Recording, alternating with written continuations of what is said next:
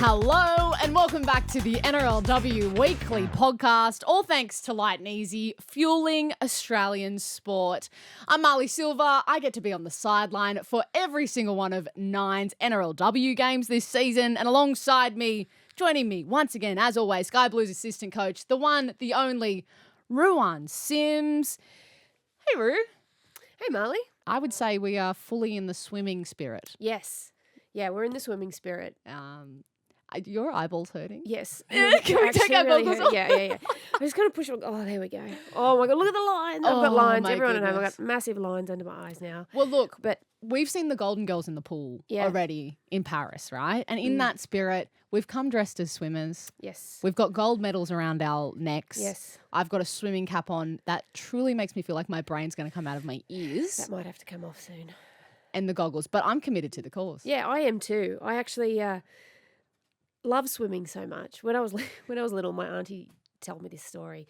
When I was about 6, we used to go to my nan and pa's place all the time, and we'd swim in the pool, and my uncles would swim against me, and we'd be swimming, and I'd lose, and I'd be like, again, like just doing laps, again. And one of my aunties said, listen, just let her win, otherwise she's not going to stop.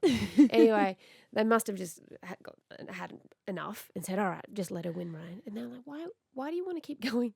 Why wouldn't you just stop? And I said, because I'm an Australian, and Australians never lose. Oh, that is the best ever. So from a young age, you can probably see how... Yep. I love that. That's the attitude we're taking. Pretty intense from young. That is certainly the attitude I think we've been taking in Paris from our Olympians over there. But back to NRLW. On the show today, we're going to recap an incredible round 1 of the NRLW we just saw. We get the top 2 with Ru, and we speak to actually a triple code athlete who's brand new to the game, Grace Kukutai. That will all be later in this chat. But let's get stuck into things. Ru, tell me, what did you see in round 1 of NRLW? Oh, it was a good round to kick off, wasn't it? Standalone on Thursday night. I thought it was a great advertisement for the NRLW Premiership, Telstra Premiership. The Knights versus the Roosters up in Newcastle. The Knights came away winners, 12-10. And to me, what was the real hallmark of that game was defence. The Knights' defence were just turning up continuously. The Roosters asked plenty of questions. They turned them away numerous times, had numerous sets to defend on their own line. So that was a really good home win for the Knights and a first-up win. Sharks and Cowboys, the next day, Sharks had the home game, and again, standout was defence. It was the first time ever the Sharks held a team to 0. In NRLW history for them. Obviously, they started last year, and it was the first time the Cowboys weren't able to post any points. However, I think they will learn a lot of lessons out of that game. Broncos and Eels, this was probably the real upset of the round for me. The Eels came out hot, came out absolutely firing up in Brisbane. Great to see Elsie Albert back fit, playing good footy, and Rachel Pearson was fantastic for them. But I really enjoyed that game. Really enjoyed that game. So both Rory Owen, I thought, was so great good. On debut. Got on a try. debut. She was fantastic. Did some really, really good work. So happy for her. Dragons and Titans. Now, when you watch the start of this game, you'd be forgiven thinking that the Titans were going to absolutely run away with it because they were looking so strong. Lauren Brown, immense in that number 7 jersey for the Titans. She was fantastic. The Dragons clawed their way back. It ended up being 18-10 to the Titans.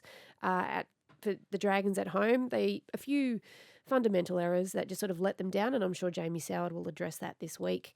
And then the last game of the round, Tigers, Raiders. Look, this one was a tough one for Tigers fans. They lost 32-12. The first half, again, it was just fundamental errors that let them down. And I was talking to Brett Camorley about it, and he just sort of said, listen, the flow that they got into at the start, he said, I broke it down for them and just said, you did X, Y, Z, da-da-da-da, and this is why the game got away from you. The upside for the Tigers, the second half, 6-4 to the Tigers. So their defence started to stand up. They held on to the footy and then started to play some good footy off the back of it. And I was actually really impressed with their left to right movement on the field. Normally the women's game, majority of players are right-handed. So that right to left shift flow is always a bit cleaner, but their left to right actually looked really good. So that's a positive for them going forward. And the Raiders, they were fantastic. Weren't they just? Zahara Tamarai was amazing through the middle, and it was good to see Simone Mataufa back fit and firing. And I don't think she hurt herself or got a blood nose the whole game, which That's is a really good incredible sign. for her.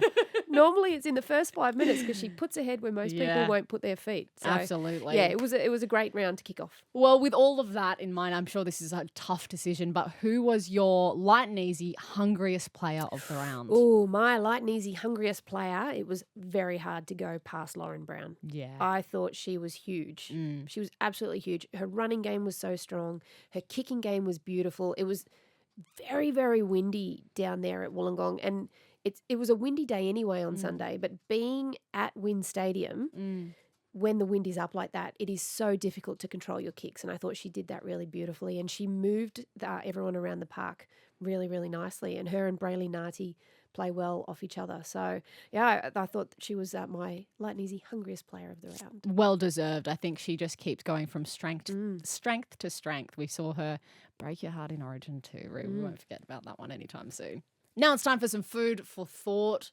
It is top 2 with Rue. What are the 2 biggest stories from the week that you want to speak about, Rue? Ooh, top 2 with Rue. So my first one is going to stay in the Olympic spirit. And should the NRLW be watching some of the Olympians over there at the moment? And I was doing exactly that this morning. Yeah, I was watching all of them. And there are some incredible talents over there. And there's players who obviously, Tyler King. Yes, she got married. She got married in the off-season, so it's not Nathan Nathan Wong Wong. anymore. Tyler King. Yes. She is over there. She won gold Yeah. with her side there, and obviously watching her run around. Some incredibly talented athletes over there. So So you're thinking I we would should be poaching? absolutely. Oh, I would if you could. We have 2 Sevens girls coming back to NRLW for the back end of the season, one of them being Tyler. And there's someone coming to the Broncos, I believe, as well from the Kiwi side who's just won this gold. I remember, was it the COVID, one of the COVID seasons of NRLW, we did have a number of Sevens We did. girls Charlotte in. Caslick came over. Yeah. We did have a few girls come over for that period when there was no football other than NRL and NRLW playing. So it was great to have those athletes come over. And I think we'll probably see a few more. It's another 4 years before the Olympics. Yeah. And if they're not in that top tier of players that are contracted, then they could have that ability to have a bit of movement, come and play NRLW. We just never know. But there are incredibly talented athletes over there, and there are definitely a few that would transition seamlessly into the NRLW. We've already had some superstars do that. Have we watched? Yes. So I absolutely love watching those girls. I think they're a really unique kind of athlete, and I think that's why we all get a little bit obsessed with them every time the Olympics comes around. Yeah, because they're the ultimate football athlete that you want. They're so strong, they're so physical, their engines are amazing, their skill sets are great, and their mindset is paramount. So I think there'd be some great ones.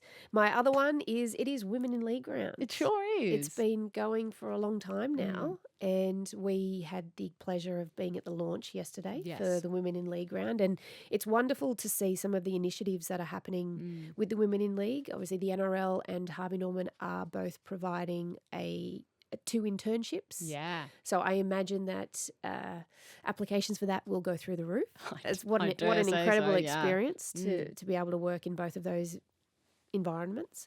That's really fantastic. And then each of the clubs, NRLW clubs, have nominated somebody from their organisation to be mentored by some incredible people in the business space and in the NRL space as well. And, just that opportunity is amazing. And it's a great opportunity to celebrate the women in the game who give a lot to the game, not just parents, but also people in administration, match officials, players, strength conditioning, coaching, everyone. We can just celebrate women across the game as a whole. And I think it still continues to have a place. And it's only the second time that the NRLW has been running when Women in League round Yes. is on. So that's really nice as well, because you're right.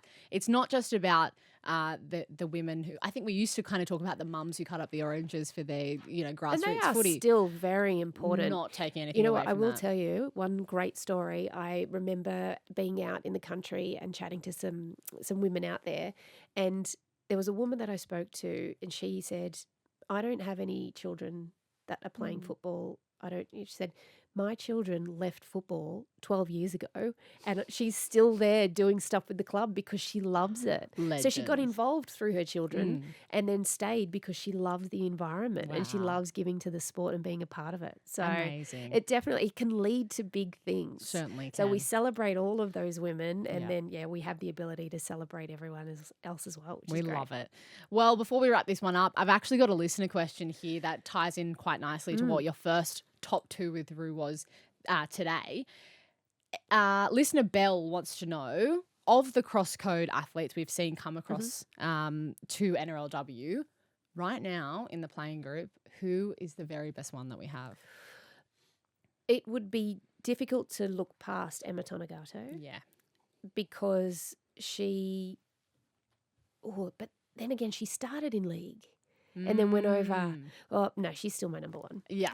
She is incredible. Yes. She's just an incredible athlete. Her skill set is amazing.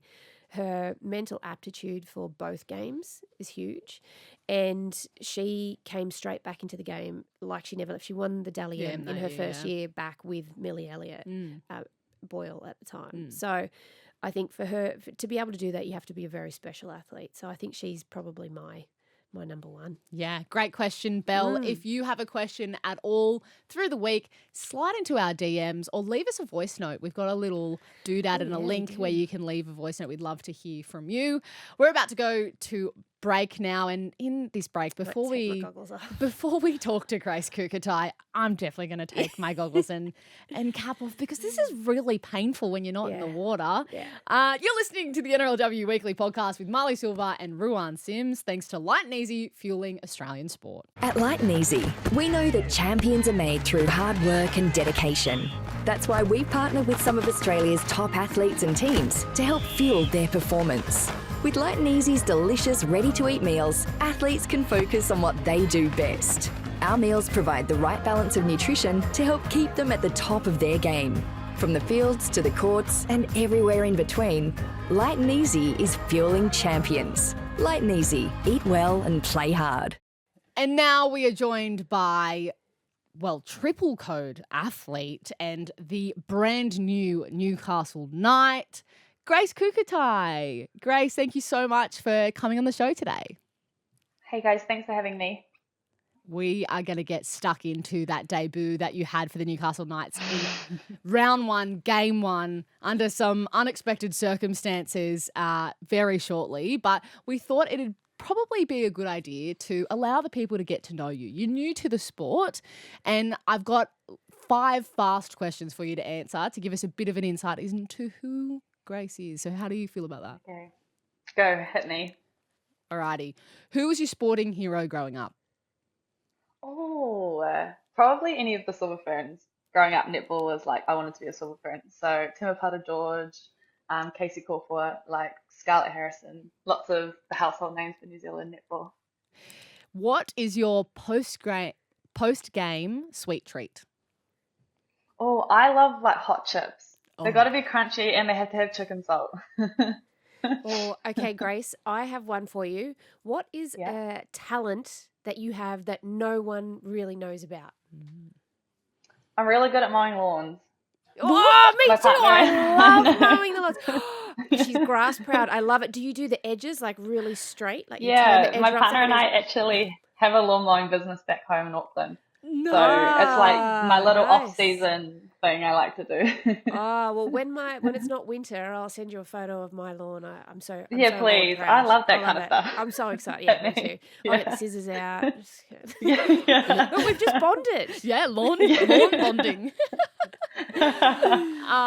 What is a must-have song on your game day playlist? Oh, honestly, I'm something my favorite song that's lately, the latest that's out that I'm really enjoying. I'm a thrasher. I'll thrash the same song over and over again. Nice. Yeah. And do you have any pre-game superstitions that you must follow on game day? I think when I was little, I used to be like that, and then I realized so much can happen that I kind of like chucked that out the window. And not really, just as long as I have good food and good music, I'm pretty good. Yeah, nice. Sounds good. Well, that's a little bit about you, Grace. Now we've got to get stuck into the first taste that you got of the NRLW. Tell us about it, because it didn't really happen like you thought it would last Thursday night against the Roosters up at McDonald Jones Stadium. Yeah, I have to laugh. I was just saying before off air that like it probably sums up my introduction to the sport. Like real quick, straight up, straight in there, up the guts, right into second row, and just like, I don't know, head first and just go. And yeah, Millie welcomed me very well to NRLW. Yeah, it was yeah, it was actually funny. It wasn't supposed to go on. Like the plan was to introduce me like at the end of the game for about 20 minutes. And when G went down, or like when G had to come off for HIA, I was like doing quick math in my head. I was like, we've practiced this. Like Leish, who was in second row at the time, goes the half and I'm on. And so I turned around and I was like, yep, that's me. And honestly, it happened like, it was like almost panicked. Like, Grace, you're on, you're on, you're on. I was like, cool. Well, that's kind of good, because then you don't really have a lot of time to overthink and Yeah, sort of exactly. panic. You can just get straight into it, and then you just footy brain takes over. Yeah, and it was. And like, I think it was cool because I probably got sort of the height of what it would feel like, you know, like Roosters, it was early in the game. Everyone still got a lot of energy, the speed, like it was real quick. And yeah, I don't know, even though like I wouldn't say my first run was memorable, probably for the wrong reasons for me, but it was cool because it actually woke me up. Like, you know, it was sort of like, you're here now, switch in. Like it almost made me really present in the moment. So Yeah. yeah, it was lots of fun. Now, I do have to ask you about the tackle, because I've been on the receiving end of a really big tackle too. And people don't believe me when I say it doesn't hurt as much as you think it does at the time, because you get hit, you get picked up, you get driven back, and then you just get up quickly and play on. Did that feel the same for you? Yeah, honestly, like I've talked to my partner about it, and he was like, "It's probably your first big hit." Like I've played 15s and 7s and stuff, but I think that's my first like run into a brick wall and get absolutely folded. So it did hurt. It did hurt more than yeah, you thought it I'm would. like, I don't know. It was like probably that all that went through my head was like, yeah, I don't normally go back like that, and like, yeah, that was a big hit. And like you say, it doesn't hurt, but you definitely don't not feel it. Yeah. But like you just got to get up and get on with it. I feel like, you know, you can't really. I don't know. All I kept thinking was you get told quick play the ball. So I was like, just get up and play the ball and next job. Yeah, at least you didn't go into your shell, which is fantastic. Yeah, yeah. Well, you mentioned there that you've played both rugby 7s and 15s before, but your sporting career actually started in a different sport. Can you tell us about that and the journey to come across the NRLW? Yeah, so like my love was netball, up until I was at 23. So I played all three age groups, New Zealand secondary schools, New Zealand 21. Like my goal was to be a Silva Fern. Then I had just 1 year really bad mental health. Just some stuff go on that I was sort of like, I'll be picking netball or my mental health. So decided to take a step away. And we had a program back home that was sort of inviting players from other sports to give 7s a go. And I had had a little bit of a taste of it before, and sort of in the back of my mind was like, this is quite fun. I'll keep that there, like if I ever decide to do something other than netball. And it just, yeah, worked out that I entered this. It was like sort of like a competition, and you earn a spot into like the development camp for New Zealand. So got a spot there, and then it kind of took off from there. And yeah, haven't really like looked back playing contact sport now. Yeah, did you like getting into that contact then? Yeah, Going from being I a know. netballer. It's actually funny, like all through my netball, like I was not built like I am now, like definitely not as strong as I am now. When I was playing netball, and like I used to be a centre, like a centre wing defence, but I used to be just like wow, big lanky. engine. Wow. I Big know, engine. this little lanky little thing. And like I used to work really hard, but I used to always get told like you have to toughen up. You have to toughen up, Grace. Like learn how to use your body to toughen up. And it really irked me because like I was tough. I just probably wasn't strong enough to be able to stand my ground. And then to be able to be like fearless and try a contact sport and like which is the complete opposite to what you're used to. I think like that's what I'm most proud of is sort of just like giving it a go. And like I was saying off here, I was like just sucking at everything, like trying something new, starting sort of at the bottom of the food chain and just being like, you know what, like I'll just keep working hard. Like I couldn't throw a ball to save my life. Like I had to get my partner out with me every day. My first coach, she was like, get out there and just do 100 passes each side. Like she was like, it's muscle memory. Just get the like wrist, like just keep practicing. She was like, you will actually get it. And then yeah, like it's the small things like that. It was like little wins that sort of got addicting, I think, to me. It was like just being able to tick boxes of like, cool, I can pass off my left and my right now. Like I actually put a shoulder on in my tackle and like all these small things that I think became like it actually is addicting. Like it's addicting learning new skills and pushing yourself out of your comfort zone and like just getting that little sense of pride. I mean, I think that's something I didn't have in netball. Like I was really insecure. Like I was always wanting everybody else's like sort of, I don't know, like affirmations, like to tell myself, like to tell me how good I was. Whereas I came to this new sport and like believed in myself, I think, and sort of like was able to like pat myself on the back and be like, you suck now, but like you'll get better and better, and like that's something. Sort of like even with the first tackle from Marlee, like I was like, cool, like that sucked, she smashed me, but like next time I come up, like get to play another game, like I'll run a little bit harder, like maybe try actually use some footwork and you know, like maybe I'll gain some meters. Yeah, like so I don't know, it's real humbling. Like I think it's really humbling going to new sports, especially in like a championship team like Knights, where everybody is pretty much top of their game, and just being like okay with not being great right now, and just knowing that like I'll work hard to get better. So yeah, it's I don't know, it's funny. It's like a funny thing because it kind of sucks, but it's also really cool at the same time. Yeah, that's awesome. And you have a fantastic attitude towards it too. I think that's the way to go about it. When you have learning new skills, it is really invigorating. Like it gets so exciting and you love doing it. But what I really want to hear about is we heard a little bit about how you got into sevens from netball. I'd like to hear how you got into league from netball, because I read somewhere that you received a message on your social media and you thought you were being pranked. You thought it wasn't real. Yeah, it was like through Messenger, and I like couldn't get rid of my notification. And I'm one of those people that like clear emails, like social media. Like I hate having the little red. Yeah, I hate the little red number, and I couldn't get rid of the dot like on my Messenger, and it was really irking me. And it's because I had to go into my message requests, and it was like from this Ben Jeffries. I was like, weird, never heard it, like never like heard of the name. And then the first, like I didn't want to open it because I don't want it to be like read, but it said like, hi Grace, it's Ben from the Newcastle Knights.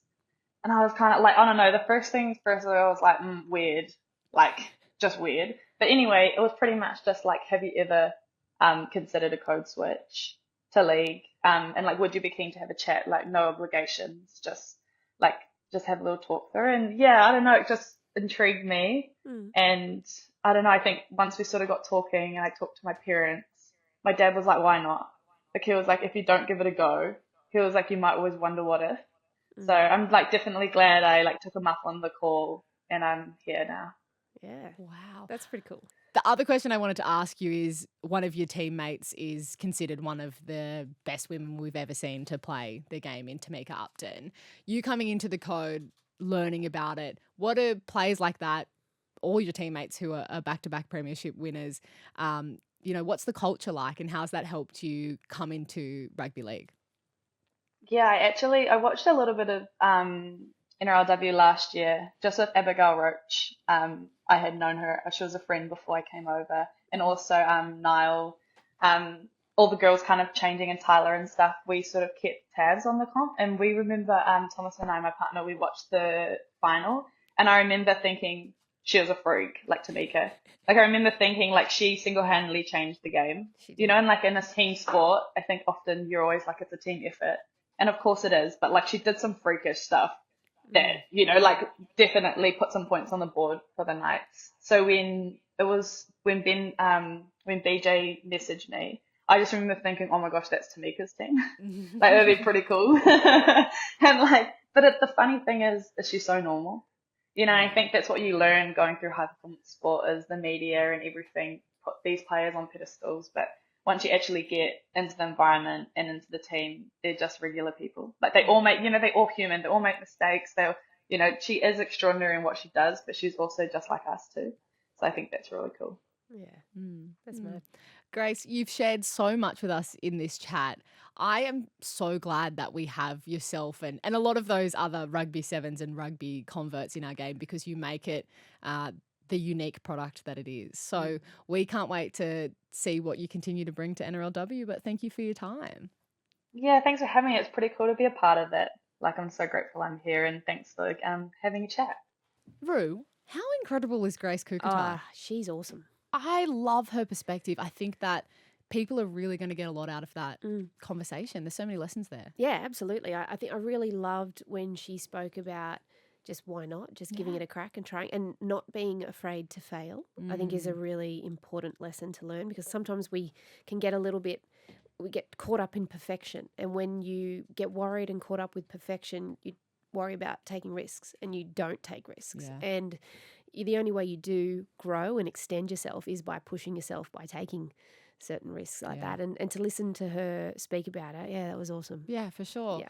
Well, you're listening to the NRLW Weekly Podcast with Marlee Silva and Ruan Sims, thanks to Lite and Easy, fueling Australian sport. Now, Ru, we're about to get into what round 2 of NRLW 2024 is going to look like. But before we do, I wanted to reflect on something. We're pretty biased here, right? We love the girls' game. We know how good it is. We're tuning into every single game, which you can watch live and free on 9 and 9 now. But I think it's important to get some outsider perspective. So I've actually gone and screenshotted some comments, some reactions to some people who maybe don't watch NRLW too much, but were watching on the weekend. Would you like to hear them? I would. Sometimes online trolls can be They horrible can be a bit rough. people, but I tell you what, there was lots of positivity here. Oh, I love that. So that's what we're sharing. We're all about positive comments. One person says, this game was more entertaining than some of the men's games with a little hand pop emoji.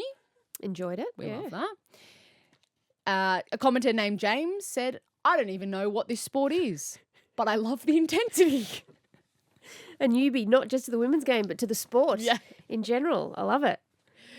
Greg says, I'm now exclusively watching the women. Yeah, good. Thanks, Greg. Good we stuff, love Greg. that.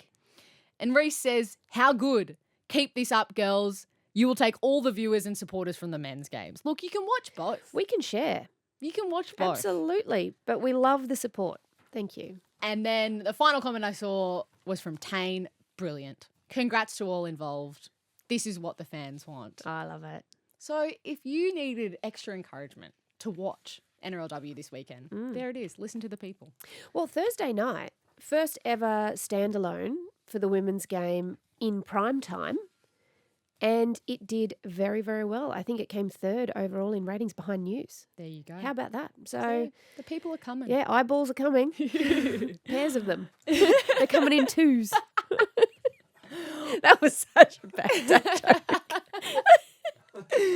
Oh, look. Rue, dad jokes aside, let's get stuck into what we can expect for round 2 that with every single game, live and free on 9 and 9 now. It kicks off on Saturday. We'll be in Canberra, where I'm sure it's going to be cold. Fresh. At 11 a.m. as the Raiders have their first home game of the season, and they are coming up against the Knights. Yes, this will be a good game. Both coming off one very tight win, one quite impressive win. Impressive win for the Raiders. They travelled up the highway on the weekend.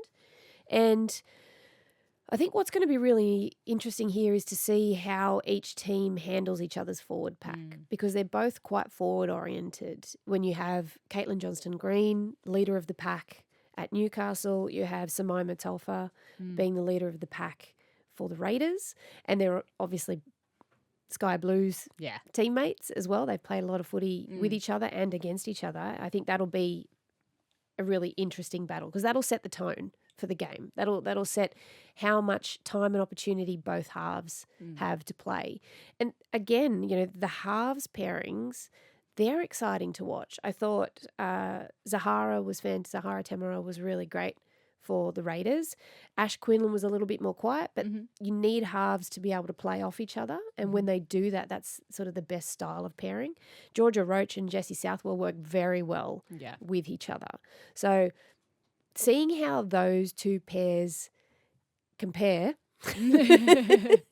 will be really cool Yeah. because they both have really good kicking games, very strong game management, and big voices. So, Mm-hmm. and it was actually I caught up with Z after the game on Sunday, and I was waiting to have a chat to her, and she was talking to some of the young girls, and just to listen to her how much she's developed and her presence that she has in that captaincy role with the Raiders was really cool to Oh, see. that is awesome. Yeah, so that'll be a good one, and then it'll just be a real war of attrition, or just to see how each other's benches come up against. Grace Kemp was huge Yeah. for the Raiders coming on. She had plenty of punch for them. So that's going to be really important that the Knights are able to contain what Grace does with the ball in hand. So that'll be a really big test for Rima Butler and Kayla Romanoke Yes. to be able to contain the bench for the Raiders. So it's going to be a really good one. But I am actually tipping the Knights.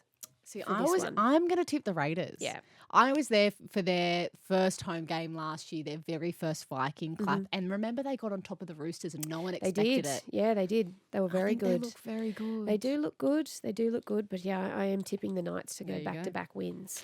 So Well, after that, we'll head up to the Gold Coast and see the Titans host the Tigers. yeah, this will be a tough one for the Tigers. I think if they can learn the lessons from last week, they'll be in a much better position. The Titans, they got off to such a great start, and I'm pretty sure Karen Murphy will be probably into them this week about going on with it Yes. and not sort of taking the foot off the throttle, just staying engaged in the game, continuing to push and keeping the opposition on the ropes.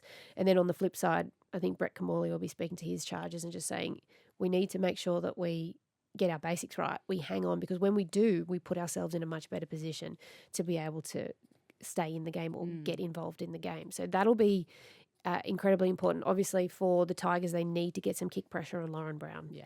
Because if you give her too much time, she's going to nail it. She nails it with a ton of pressure on her anyway. So if you give her more time to think, she's going to put you to the sword. Yes. Do you like what I did there? Yeah, no, very nice. Another dad joke going through. So yeah, I think that's going to be key, is to try and shut down the amount of time that Lauren Brown has with the ball. Yeah. I'd like to see Talia Fuimono get involved a little bit more, get the Yeah. ball in hand a little bit more. But again, it was because Lauren was so dominant. Yeah. She didn't really need to step up. She just had to play her role. But when she gets running, she's very difficult to stop. Yeah. So yeah, this one, however, I think the Tigers will put in a better showing, and I think the Titans will win. Yes, I tend to agree with that. Yeah. Well, then we come to Sunday, the 4th of August, and we have a double header at Allianz Stadium, Yes. which I think is going to bring some incredible vibes. If you are around Sydney, definitely come down. It'll all kick off at midday with the Eels coming up against the Sharks, and I'm really excited for this matchup. I actually think this might be the game of the round. I agree. Because the Eels went up to Brisbane. I don't think anybody tipped them. No.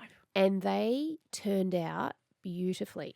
You can see the work that Steve Georgalis has put into them in the off-season. You can see that because everybody understood their role. They knew how to execute. They knew where to be, when to be there. That was very, very cool to see because they looked comfortable in themselves. Yep. And then when the Broncos twisted a bit of pressure onto them, they just rode it out, which I thought was a really good sign. Whereas last year, I think they probably folded when they were put under the blowtorch a little bit. Yep. Whereas this game, they didn't. I spoke about it in our review, but Elsie Albert leading from the front was huge. Off the back of that, Rachel Pearson. Again, she was another one I thought had the Broncos gave her too much time to kick. Yep. And if you can put some pressure on her, it reduces. It's not going to stop her because she's a great kicker. Yes. But it reduces the amount of time she has to play with it. And Cassie Tohihiko was great. Yeah, she was As wasn't well. she? In that first time we sort of seen her at that number 6 role, I thought she did some really great things. And she's very physical. So Yeah. she's really hard to put down. Yeah. And then we spoke about Rory Owen, who was great for them as well. And then for the Sharks, it's going to be really important that they try and contain Elsie Albert because she's a wrecking ball, and then reduce the amount of time that Rachel Pearson has within hand, with the opportunity and time she has to make decisions and, pull the trigger on what she wants to pull. There are a few changes this week, though. Obviously, really disappointing to hear that Ruben Cherrington is out for the season with that ankle injury, because I thought her service was great for them last week. And Boss Kapua as well. So that's disappointing for them, because both very strong. I thought Boss had a great game. Rachel used her really well on that right edge. So there'll be plenty of work there for Chloe Jackson to get into, which will be good to Exciting see. as a debutant. Yes. I think the Sharks will have this one. That's probably. It's going to be a forward battle, definitely. I think that loss of Boss Kapua is a big one for them, and Ruben Cherrington is a really big one for them. And I think the Sharks just might have a little bit too much in the middle. Brooke Anderson. Oh, my gosh. What a workhorse. She tackled everything that moved last week.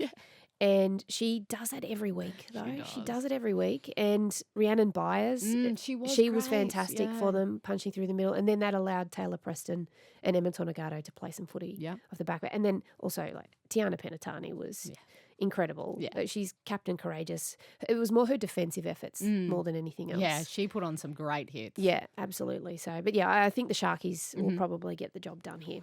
Directly after that match, we will see the Roosters up against the Broncos. I think, again, this is a really interesting matchup because they're both reeling from their first round losses. Yeah, they would be. And I said the previous game is the matchup of the round. This one is very close as well. Can we just say that Sunday is the matchup of the round, maybe? That might be the way to go. But they both be very smarting after their losses. The Roosters still had plenty of positives to take out of that loss. And the Broncos, I'm pretty sure they'll know exactly what it is they need to tidy up coming into this round. And I'm pretty sure Scott Prince will make sure that they are firing once they get there. And so Ali Brigginshaw won't take that lying down. She'll want to get straight back up off the canvas and roll again.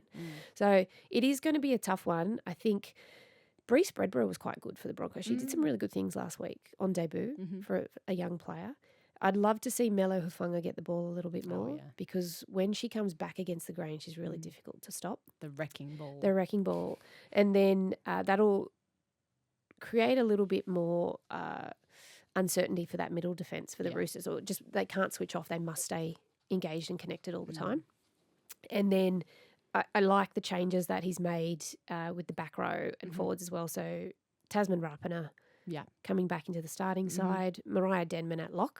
She was great there for them last year. I think she had some of her best games I've ever seen her play last year at lock. So having her back in there, that makes a lot of sense to me, and I really like that. But then I guess the big talking point is Sam Bremner is back at fullback for the Roosters, which we then see Isabel Kelly change to 6, and Taryn Aiken, obviously at 7, will control it, but it'll be Izzy would be more of a running 6. And then Jamie Frezard moves to the wing. So, sorry, I don't even know if I realised that Izzy is in the 6 jumper. Yeah. When would there have been a time when we've seen her in the halves? Because I think most people who've watched NRLW over the last couple of years have seen her in that centre position. We saw her in fullback last week. And so, we haven't. The halves? We haven't really. Yeah. But Sam Bremner is an out-and-out fullback. She sure is. And if you have someone of her calibre, you can use that. Izzy is a player who can play multiple positions. And if you've got your 7 being the dominant player, the dominant half, and doing the majority of that playmaking, you can have a running 6. Yeah. You can have a running 6 there. Yeah. I think it's a good challenge for Izzy. For sure. And she wouldn't shirk any responsibility. Yeah. And she's a good frontline defender. Yeah, which, she is. if you've got a good frontline defender in a half, that cuts down a lot. And her leg speed and her ability to read when the ball shifts out would mean that she'd be able to shoot up and try and shut down anything that sort of happens quickly. Okay, so that'll be really interesting. But then again, it'll be very clear that it's the 2 number 7s from both sides that are doing the playmaking and the kicking. Yeah. They'll be the ones definitely there. 2 small names in those jerseys. Yeah, and then maybe the 9s as well. Yep. Keely Davis has a kick. So this will be a tough one. However, I think the Roosters will get the job done at home. I tend to feel that. I think when Taryn Aiken and Jocelyn Kelleher coming off the bench partnered up last week. They really had something there. So if they can find that again, I think they'll get on top of the Broncos. Yeah, absolutely. And Joss Kelleher coming off the bench, she can play 9, she can play 6, she can play 7. So they've got plenty of opportunity there. And our final game of the round at 6:10 p.m. happening in Townsville, nice warm Townsville. It'll be the Cowboys hosting the Dragons. Yes, this will be a tough one to call it, to sort of say without a shadow of a doubt who the winner will be. It'll be a little bit warmer up in Townsville, which is quite nice this time of year. That's always pleasant. I wish I was on sideline for that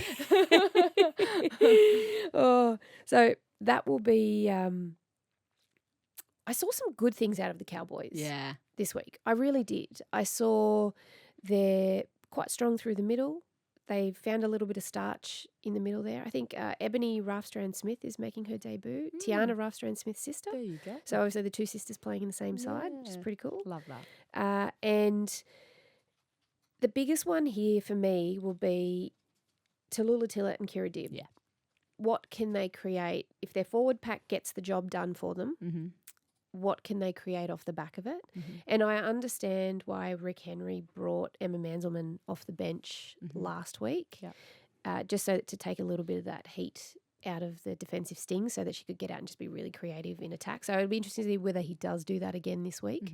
That'll be sort of a key to them going forward as well. The Dragons was just a few things around that handling and just some decision making went awry for them on the weekend. And I think they can really pick that up this week. However, I think the Cowboys might get the job done up there. Okay. I think they do. I just think if Tallulah Tillett and Kira Dibb can get decent ball from their forwards and really good service, I think they can win. Yeah. It'll be a very tight game. Yeah. But I just think that brightness of Emma Manzelmann in the middle as well, she adds so much more to them. And I think if the Dragons can find a way to get Shanae Lendl into the game a little bit more, because when she comes back against the grain, she's got this footwork that's really hard to shut down. Right. So if they can sort of bring her into the game a little bit earlier with some cleaner ball, she can create some ruck speed and they can play off the back of that. They just weren't able to find that. And Casey Ray was good off the bench for them last week. But I think we'll see how she continues to develop. But, I think the Cowboys get the job done. Look, it's very clear. We're in for another huge round. Yeah. You want to be locked in watching all 5 of these games, all live and free on 9 and 9 Now. That brings us to the end of this episode of NRLW Weekly podcast. Thank you so much for listening. Make sure if you've got questions, send them to us throughout the week. We'll get on top of them all. We're your one-stop shop when it comes to NRLW news and great stories like Grace's that we got today. Yeah, and if you want to see us wear any more ridiculous we're taking outfits. suggestions. We're taking suggestions. Please, just no more swimming goggles. That No, 'cause actually that hurt really my hurt. eyeballs. It's actually quite painful. Thank you so much for being here with me, Rue. Thanks, Marlee. Thank you for listening to this episode of the NRLW Weekly podcast. Thanks to Lite and Easy, fueling Australian sport.